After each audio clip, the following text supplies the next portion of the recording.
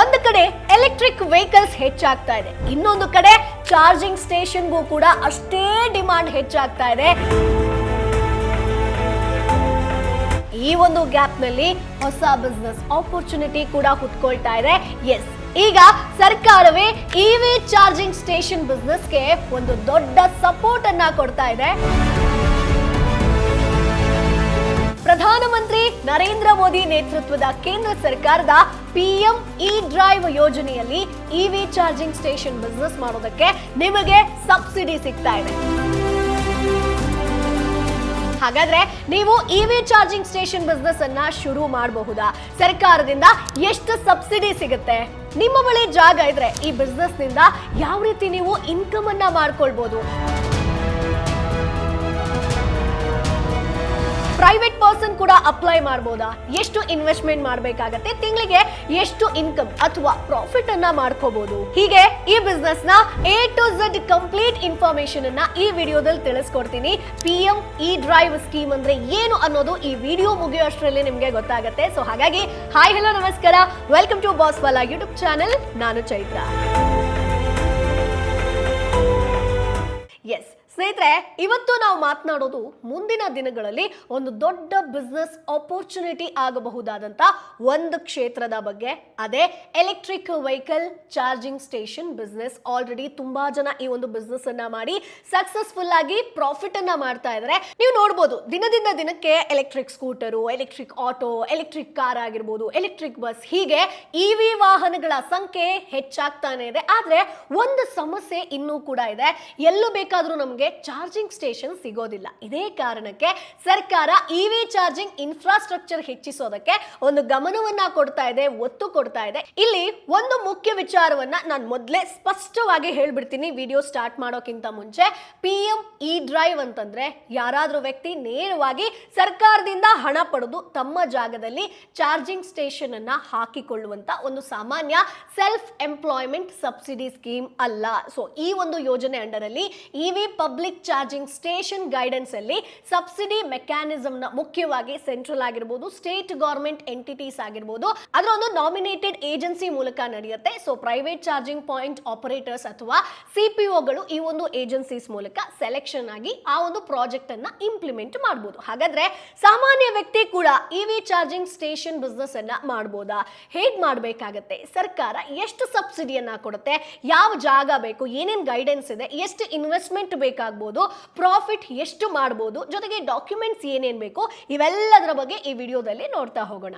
So ಮೊದಲನೇದಾಗಿ PM E drive ಯೋಜನೆ ಅನ್ನೋದು ಏನು ಅನ್ನೋದನ್ನ ಅರ್ಥ ಮಾಡ್ಕೊಳ್ಳೋಣ. ಸಿಂಪಲ್ ಆಗಿ ಹೇಳ್ತೀನಿ. ಪಿಎಂ ಇ ಡ್ರೈವ್ ಯೋಜನೆಯ ಒಂದು ಪ್ರಮುಖ ಉದ್ದೇಶವೇ ದೇಶದಲ್ಲಿ ಇವಿ ಬಳಕೆಯನ್ನ ಹೆಚ್ಚಿಸೋದು, ಜೊತೆಗೆ ಅದಕ್ಕೆ ಬೇಕಾದಂತ ಚಾರ್ಜಿಂಗ್ ಇನ್ಫ್ರಾಸ್ಟ್ರಕ್ಚರ್ ಅನ್ನ ನಿರ್ಮಾಣ ಮಾಡೋದು. So EV public charging station ಗಾಗಿ ಈ ಒಂದು ಯೋಜನೆಯಲ್ಲಿ 2,000 ಕೋಟಿ ಸಪೋರ್ಟ್ ಪ್ರೊವಿಷನ್ ಇದೆ ಸ್ನೇಹಿತರೆ. ಸೊ ಹಾಗಾಗಿ ಎಲ್ಲರೂ ಕೂಡ ಈ ಬಿಸ್ನೆಸ್ ಅನ್ನ ಮಾಡ್ತಾ ಇದ್ದಾರೆ. ಈ ಚಾರ್ಜಿಂಗ್ ಸ್ಟೇಷನ್ ಅನ್ನ ನಗರ ಆಗಿರ್ಬೋದು, ಹೈವೇ ಆಗಿರ್ಬೋದು, ಇವಿ ಬಳಕೆ ಹೆಚ್ಚುತ್ತಿರುವಂತ ಒಂದು ಲೊಕೇಶನ್ ಗಳಲ್ಲಿ ನಾವು ಹಾಕೊಳ್ಬಹುದು. ಸೊ ಇದೀಗ ಮುಖ್ಯವಾದಂತ ಪ್ರಶ್ನೆ, ನೀವು ನಿಮ್ಮ ಸ್ವಂತ ಜಾಗದಲ್ಲಿ ಇವಿ ಚಾರ್ಜಿಂಗ್ ಸ್ಟೇಷನ್ ಶುರು ಮಾಡಬೇಕು ಅಂತಂದ್ರೆ ಹೇಗೆ ಮಾಡಬೇಕು ಅದನ್ನ ಹೇಳ್ಕೊಡ್ತೀನಿ ನೋಡಿ. ಸೊ ಮೊದಲನೇದಾಗಿ ಲೊಕೇಶನ್. ಹೌದು, ಚಾರ್ಜಿಂಗ್ ಸ್ಟೇಷನ್ ಬಿಸ್ನೆಸ್ ಅಲ್ಲಿ ಲೊಕೇಶನ್ ತುಂಬಾ ಇಂಪಾರ್ಟೆಂಟ್ ಆಗುತ್ತೆ. ಒಂದು ಕಡೆ ಚಾರ್ಜರ್ ಅನ್ನ ಖರೀದಿಸಿ ಹಾಕಿದ್ರೆ ಸಾಕು, ಕಸ್ಟಮರ್ಸ್ ಬರ್ತಾರೆ ಅನ್ನೋದು ತಪ್ಪು. ಇವಿ ಟ್ರಾಫಿಕ್ ಇರುವಂತ ಜಾಗ ನಿಮ್ಗೆ ಬೇಕಾಗತ್ತೆ. ಸೊ ಎಲ್ಲೋ ಒಂದು ಕಡೆ ಹೋಗಿ ಹಾಕೋದಲ್ಲ.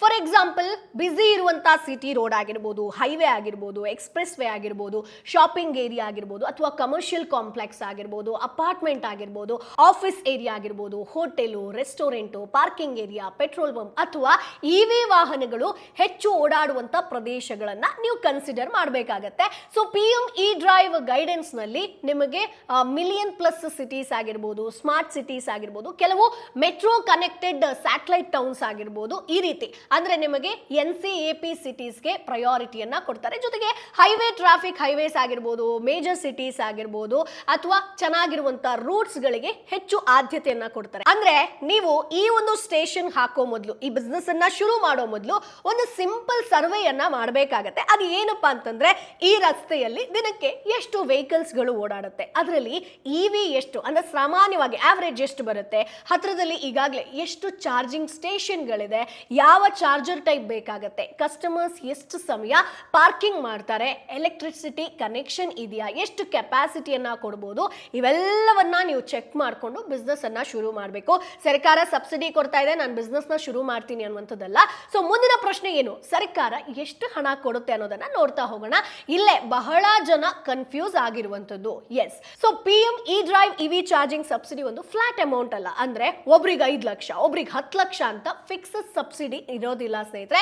ಸೊ ಸಬ್ಸಿಡಿ ಲೊಕೇಶನ್ ಕ್ಯಾಟಗರಿ ಆಗಿರ್ಬೋದು, ಇನ್ಫ್ರಾಸ್ಟ್ರಕ್ಚರ್ ಕಾಸ್ಟ್ ಆಗಿರ್ಬೋದು, ಅದರ ಮೇಲೆ ಕ್ಯಾಲ್ಕುಲೇಟ್ ಆಗುವಂಥದ್ದು. ಸೊ ಗೈಡ್ಲೈನ್ಸ್ ಪ್ರಕಾರ ಎಲಿಜಿಬಲ್ ಕಾಸ್ಟ್ ನಲ್ಲಿ ಬೆಂಚ್ ಮಾರ್ಕ್ ಕಾಸ್ಟ್ ಅಥವಾ ಆಕ್ಚುಯಲ್ ಕಾಸ್ಟ್ ಯಾವುದು ಕಡಿಮೆಯೋ ಅದರ ಆಧಾರದ ಮೇಲೆ ಸಬ್ಸಿಡಿ ನಿಮಗೆ ಕ್ಯಾಲ್ಕುಲೇಟ್ ಆಗುತ್ತೆ. ಸೊ ಎಲ್ರಿಗೂ ಕೂಡ 80% ಸಿಗುತ್ತೆ, ಎಲ್ರಿಗೂ ಕೂಡ 60% ಸಿಗುತ್ತೆ, ಆ ಥರ ಕ್ಯಾಲ್ಕುಲೇಟ್ ಆಗಲ್ಲ. ಸೊ ಈಗ ಕ್ಯಾಟಗರಿ ವೈಸ್ ನೋಡ್ತಾ ಹೋಗೋಣ. ಸೊ ಮೊದಲನೇದಾಗಿ ಕ್ಯಾಟಗರಿ ಎ ಅಂತ ಬರುತ್ತೆ. ಅಂದ್ರೆ ಗೌರ್ಮೆಂಟ್ ಆಫೀಸ್ ಆಗಿರ್ಬೋದು, ಹಾಸ್ಪಿಟಲ್ಸ್ ಆಗಿರ್ಬೋದು, ಎಜುಕೇಶನ್ ಇನ್ಸ್ಟಿಟ್ಯೂಷನ್ಸ್ ಆಗಿರ್ಬೋದು, ಗೌರ್ಮೆಂಟ್ ರೆಸಿಡೆನ್ಷಿಯಲ್ಸ್ ಕಾಂಪ್ಲೆಕ್ಸ್ ಆಗಿರ್ಬೋದು, ಈ ತರ ಎಲ್ಲಿ ನಿಮಗೆ ಅಪ್ಸ್ಟ್ರೀಮ್ ಇನ್ಫ್ರಾಸ್ಟ್ರಕ್ಚರ್ 100% ಅಥವಾ ಇವಿ ಚಾರ್ಜಿಂಗ್ ಇಕ್ವಿಪ್ಮೆಂಟ್ ಅಂದ್ರೆ ಇವಿಗೆ 100% ಇಲ್ಲಿ ನಿಮಗೆ ಪ್ರೊವಿಷನ್ ಸಿಗುತ್ತೆ, 100% ಸಬ್ಸಿಡಿ ಸಿಗುವಂತ ಚಾನ್ಸಸ್ ಇದೆ, ಅಂದ್ರೆ ಕ್ಯಾಟಗರಿ ಎ ಅಲ್ಲಿ. ಇನ್ನು ಕ್ಯಾಟಗರಿ ಬಿ ಅಂತ ಬಂದ್ರೆ ಗೌರ್ಮೆಂಟ್ ಅಥವಾ ಪಬ್ಲಿಕ್ ಸೆಕ್ಟರ್ ಕಂಟ್ರೋಲ್ಡ್ ಲೊಕೇಶನ್ಸ್ ಅಂತ ಬರುತ್ತೆ. ಫಾರ್ ಎಕ್ಸಾಂಪಲ್ ರೈಲ್ವೆ ಸ್ಟೇಷನ್ಸ್ ಆಗಿರ್ಬೋದು, ಕೆಲವು ಏರ್ಪೋರ್ಟ್ಸ್ ಆಗಿರ್ಬೋದು, public sector oil company retail outlets ಆಗಿರ್ಬೋದು, ಅಥವಾ ಬಸ್ ಸ್ಟೇಷನ್ ಆಗಿರ್ಬೋದು, ಮೆಟ್ರೋ ಸ್ಟೇಷನ್ ಆಗಿರ್ಬೋದು,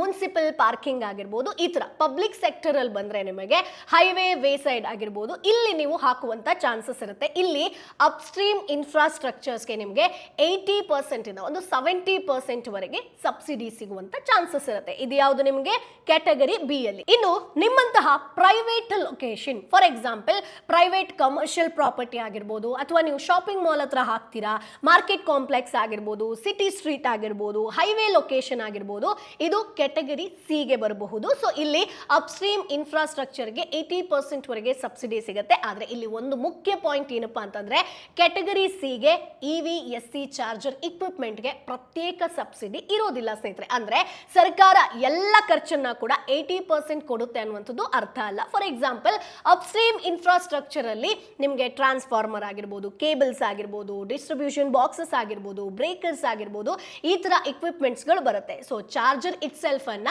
ಇವಿಎಸ್ಸಿ ಅಂತ ಕರೆಯಲಾಗುತ್ತೆ ಸ್ನೇಹಿತರೆ. ಸೊ ಹಾಗಾಗಿ ಗೈಡ್ಲೈನ್ಸ್ ನಲ್ಲಿ ಬೆಂಚ್ ಮಾರ್ಕ್ ಕಾಸ್ಟ್ ಅನ್ನ ನೀಡಲಾಗುತ್ತೆ. ಫಾರ್ ಎಕ್ಸಾಂಪಲ್ ಅಪ್ಸ್ಟ್ರೀಮ್ ಇನ್ಫ್ರಾಸ್ಟ್ರಕ್ಚರ್ಗೆ 50 ಕಿಲೋವ್ಯಾಟ್ ವರೆಗೆ ಬೆಂಚ್ ಮಾರ್ಕ್ ಇರುತ್ತೆ, 6 ಲಕ್ಷದವರೆಗೆ, 100 ಕಿಲೋವ್ಯಾಟ್ಗೆ 14 ಲಕ್ಷದವರೆಗೆ. ಸೊ ಈ ತರ 19 ಲಕ್ಷ, ಅದಕ್ಕಿಂತ 24 ಲಕ್ಷ ಅನ್ನುವಂತ ಬೆಂಚ್ ಮಾರ್ಕ್ ವ್ಯಾಲ್ಯೂ ಅನ್ನ ಕೊಡ್ತಾರೆ. ಅದ್ರ ಮೇಲೆ ನಿಮಗೆ ಸಬ್ಸಿಡಿ ಡಿಪೆಂಡ್ ಆಗುತ್ತೆ. ಆದ್ರೆ ಇದನ್ನ ನೋಡಿ 50 ಕಿಲೋವ್ಯಾಟ್ ಚಾರ್ಜರ್ ಅನ್ನ ಹಾಕಿದ್ರೆ ಸರ್ಕಾರ 6 ಲಕ್ಷ ಕೊಡುತ್ತೆ ಅಂತ ನೇರವಾಗಿ ಹೇಳೋದಕ್ಕಾಗಲ್ಲ. ಅದು ನಿಮ್ಮ ಎಲಿಜಿಬಿಲಿಟಿ ಸಬ್ಸಿಡಿ ಕ್ಯಾಲ್ಕುಲೇಷನ್ಗೆ ಬಳಸುವಂತ bench mark cost. So actual subsidy location category ಆಗಿರ್ಬೋದು, ಎಲಿಜಿಬಲ್ ಆಗಿರ್ಬೋದು, ಸೊ ಅಪ್ರೂವ್ಡ್ ಪ್ರಾಜೆಕ್ಟ್ ಆಗಿರ್ಬೋದು, ಇವೆಲ್ಲದರ ಮೇಲೆ ಡಿಪೆಂಡ್ ಆಗಿರುತ್ತೆ. ಸೊ ಹಾಗಾದ್ರೆ ಒಂದು ಆವರೇಜ್ ಆಗಿ ಸಬ್ಸಿಡಿ ಎಷ್ಟು ಸಿಗುತ್ತೆ ಅನ್ನೋದನ್ನ ಹೇಳ್ಬಿಡ್ತೀನಿ, ಬಟ್ ಇಷ್ಟೇ ಸಿಗುತ್ತೆ ಅನ್ನುವಂಥದ್ದಲ್ಲ.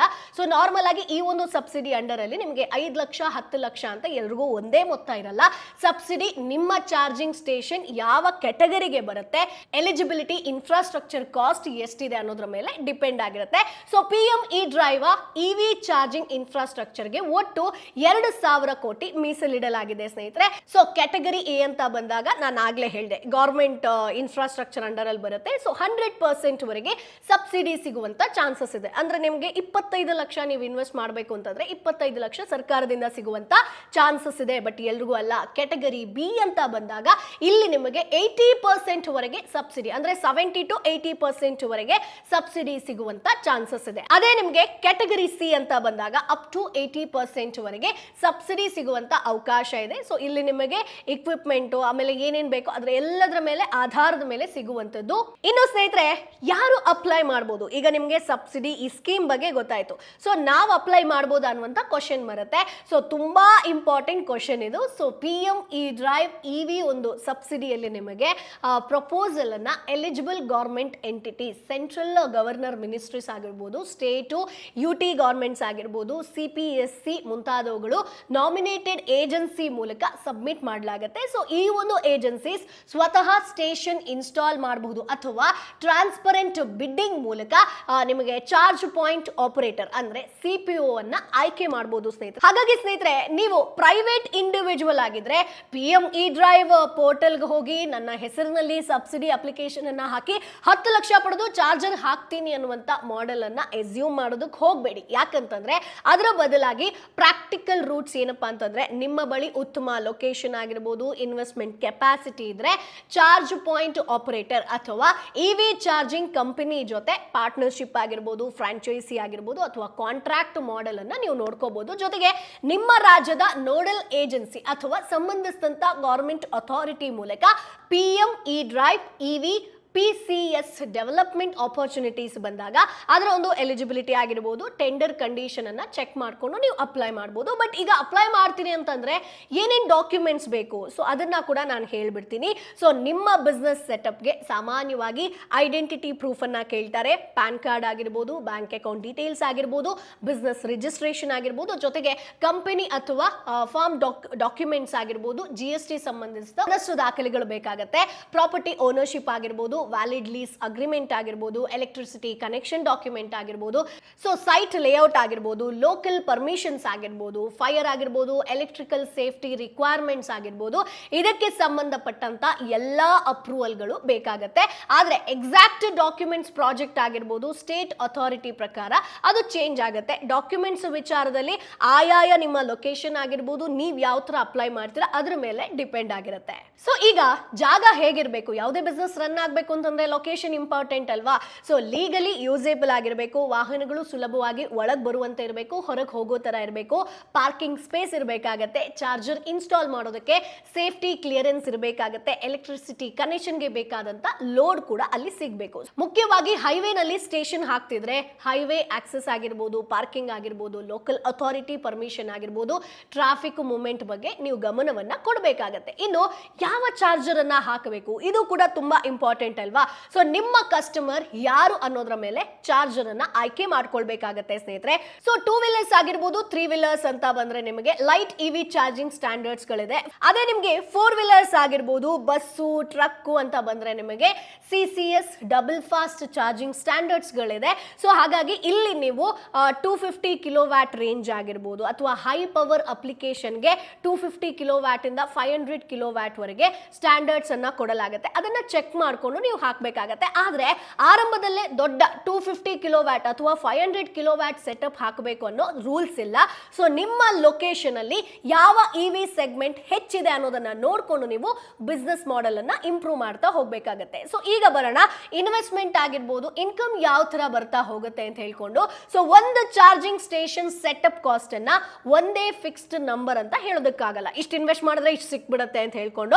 ಸೊ ಚಾರ್ಜರ್ ಕೆಪಾಸಿಟಿ ಆಗಿರ್ಬೋದು, ನಂಬರ್ ಆಫ್ ಚಾರ್ಜಸ್ ಆಗಿರ್ಬೋದು, ಟ್ರಾನ್ಸ್ಫಾರ್ಮರ್ ಇಕ್ವಿಪ್ಮೆಂಟ್ಸ್ ಆಗಿರ್ಬೋದು, ಎಲೆಕ್ಟ್ರಿಕ್ ಕನೆಕ್ಷನ್ ಆಗಿರ್ಬೋದು, ಸಿವಿಲ್ ವರ್ಕ್ ಆಗಿರ್ಬೋದು, ಲ್ಯಾಂಡ್ ರೆಂಟ್ ಆಗಿರ್ಬೋದು, ಸಾಫ್ಟ್ವೇರ್ ಆಗಿರ್ಬೋದು, ಇವೆಲ್ಲದರ ಮೇಲೆ ನಿಮ್ಮ ಇನ್ವೆಸ್ಟ್ಮೆಂಟ್ ಕೂತಿರುವಂಥದ್ದು. ಫಾರ್ ಎಕ್ಸಾಂಪಲ್, ನೀವೊಂದು ಚಿಕ್ಕ ಸೆಟಪ್ ಅನ್ನ ಮಾಡ್ತಾ ಇದ್ರೆ ಚಾರ್ಜರ್ ಇಕ್ವಿಪ್ಮೆಂಟ್ ಆಗಿರ್ಬೋದು, ಎಲೆಕ್ಟ್ರಿಕಲ್ ವರ್ಕ್ ಆಗಿರ್ಬೋದು, ಸಿವಿಲ್ ವರ್ಕ್ ಆಗಿರ್ಬೋದು, ಅದು ಸೆಟಪ್ ಎಕ್ಸ್ಪೆನ್ಸಸ್ ಅಂತ ಸೇರಿ ಒಂದು ಬಜೆಟ್ ಇರಬಹುದು ಸ್ನೇಹಿತರೆ. ಅದೇ ನಿಮಗೆ ಫಾಸ್ಟ್ ಚಾರ್ಜಿಂಗ್ ಹೈವೇ ಸೆಟಪ್ ಮಾಡಿದ್ರೆ ಇನ್ವೆಸ್ಟ್ಮೆಂಟ್ ಬಹಳ ಹೆಚ್ಚಾಗಬಹುದು. ಸೊ ಇದನ್ನ ನೀವು ಡಿಸೈಡ್ ಮಾಡಬೇಕಾಗತ್ತೆ. ಇಲ್ಲಿ ನೀವು ಗಮನಿಸಬೇಕಾಗಿರೋದು ಚಾರ್ಜರ್ ಪ್ರೈಸ್ ಮಾತ್ರ ಅಲ್ಲ ಸ್ನೇಹಿತರೆ, ಎಲೆಕ್ಟ್ರಿಸಿಟಿ ಕನೆಕ್ಷನ್ ಆಗಿರ್ಬೋದು, ಜೊತೆಗೆ ಅಪ್ಸ್ಟ್ರೀಮ್ ಇನ್ಫ್ರಾಸ್ಟ್ರಕ್ಚರ್ ಕಾಸ್ಟ್ ಕೂಡ ದೊಡ್ಡ ಎಕ್ಸ್ಪೆನ್ಸಸ್ ಆಗುವಂತ ಚಾನ್ಸಸ್ ಇರುತ್ತೆ. ಬಟ್ ಇಲ್ಲಿ ಇನ್ಕಮ್ ಹೇಗೆ ಬರುತ್ತೆ ಅನ್ನುವಂತ ಒಂದು ಕನ್ಫ್ಯೂಷನ್ ಕೂಡ ಇರಬಹುದು. ಸೊ ಕಸ್ಟಮರ್ ತನ್ನ EV ಅನ್ನ ಚಾರ್ಜರ್ಗೆ ಕನೆಕ್ಟ್ ಮಾಡ್ತಾನೆ. ಸೊ ನೀವು ಚಾರ್ಜಿಂಗ್ ಸರ್ವಿಸ್ಗೆ ಟ್ರಾಫಿಕ್ ಅಥವಾ ಸರ್ವಿಸ್ ಫೀ ಚಾರ್ಜ್ ಅನ್ನ ಮಾಡ್ತೀರಾ. ಸೊ ಇದರಿಂದ ರೆವೆನ್ಯೂ ಬರ್ತಾ ಹೋಗುತ್ತೆ ಸ್ನೇಹಿತರೆ. ಸೊ ರೆವೆನ್ಯೂ ಕ್ಯಾಲ್ಕುಲೇಟ್ ಮಾಡೋದಕ್ಕೆ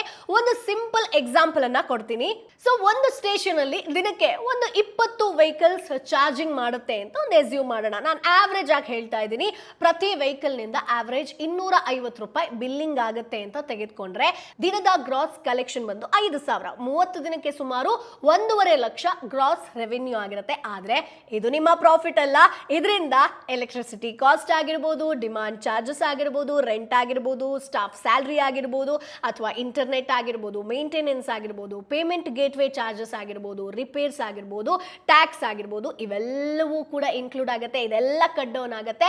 ಅದಾದ ನಂತರವೇ ಉಳಿಯೋದು ನಿಮ್ಮ ಒಂದು ಪ್ರಾಫಿಟ್ ಆಗಿರುತ್ತೆ. ಸೊ ಹಾಗಾಗಿ ಯಾರಾದರೂ EV ಚಾರ್ಜಿಂಗ್ ಸ್ಟೇಷನ್ ನಲ್ಲಿ ತಿಂಗಳಿಗೆ 2 ಲಕ್ಷ ಇನ್ಕಮ್ ಅನ್ನ ಜನರೇಟ್ ಮಾಡಬಹುದು ಅಂತ ಹೇಳಿದ್ರೆ ಎಚ್ಚರಿಕೆಯಿಂದ ಇರಿ ಸ್ನೇಹಿತರೆ.